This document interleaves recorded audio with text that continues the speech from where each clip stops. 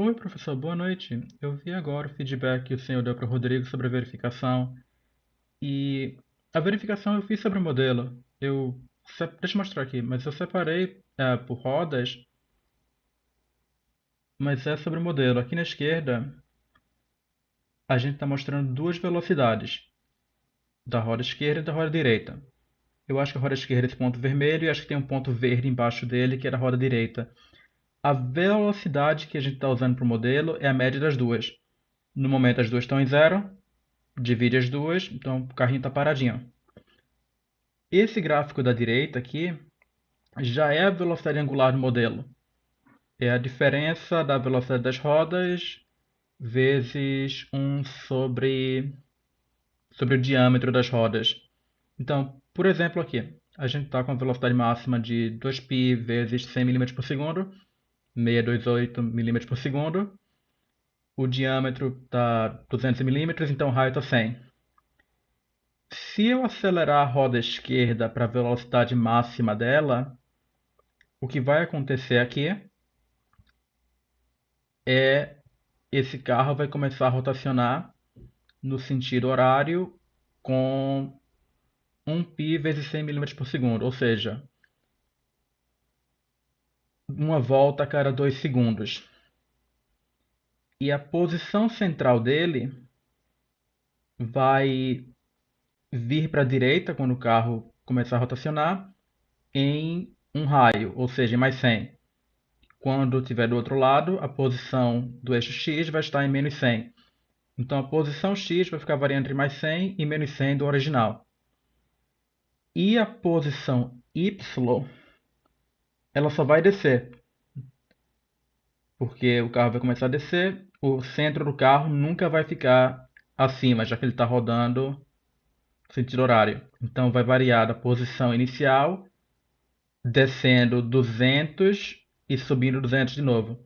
Eu estou imprimindo isso aqui no console. Eu não mostrei nos diagnósticos porque a posição está sendo diretamente uma integral da velocidade das rodas vezes o seno ou cosseno, dependendo do ângulo.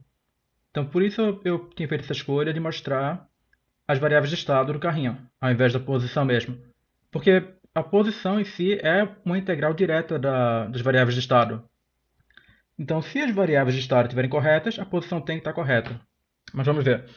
Vou acelerar a rodinha esquerda e ver se o carrinho roda uma vez a cada 2 segundos e se a posição central X vai ficar variando em mais 100, menos 100 e a posição central Y vai ficar variando em 0 e menos 200. Aqui a gente pode ver que a rodinha esquerda chegou na sua velocidade máxima, a rodinha direita continua parada e a velocidade angular chegou em menos π. Ou seja, está rodando 1π por segundo, uma volta a cada 2 segundos. Bora dar uma olhadinha lá na posição. A posição inicial, se eu não me engano, é menos 4.000, menos 1.600. Deixa eu procurar o tempo que estava aqui. Pronto, é mais ou menos aqui a posição inicial. O carrinho está menos 4.000, menos 1.600. Então, o X vai ficar subindo 100 e depois descendo até menos 100. Então, é para ele ir até 3.900. Chegou em 3.900 mais ou menos aqui. Depois é para voltar para o 4.000 e ir até 4.100. Estava indo, deixa eu subir para o período anterior. Pronto, foi até 4.100.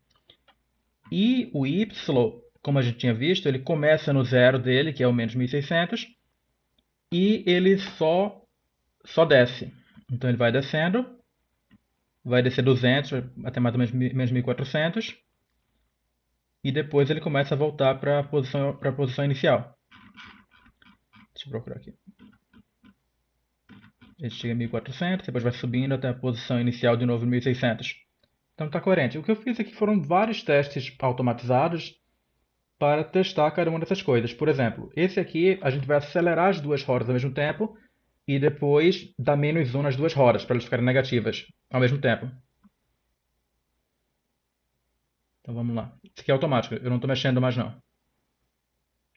O carro foi, o carro começa a voltar, você vê a velocidade dela subindo e descendo, e a velocidade angular continua zero.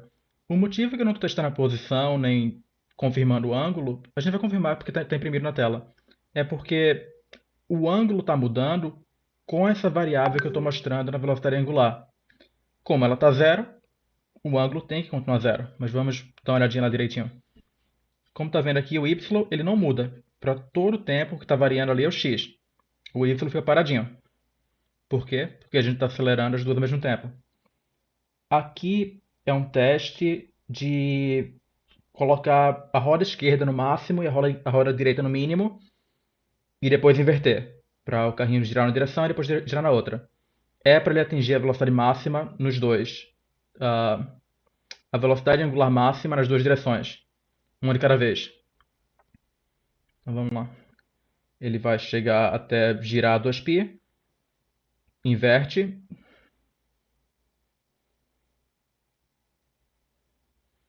E aqui o que a gente precisa é que o centro dele não mova, não é?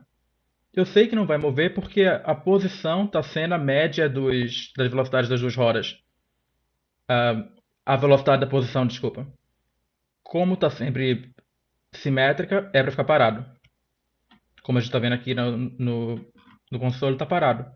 Então é por isso que eu não estava imprimindo a posição mesmo do carro. Porque eu estou pegando, a gente está fazendo a posição diretamente das variáveis de estado. Se as variáveis de estado estão corretas, a posição também está correta. Tem que estar, porque é uma integral das variáveis de estado. Então, se o senhor quiser que eu mude alguma coisa, eu fiz vários testes, não foram somente esses dois testes não. Tipo, fiz mais alguns testes ainda. Mas se quiser que mude alguma coisa, eu posso imprimir a posição também na tela. Mas ela é somente uma integral das variáveis de estado.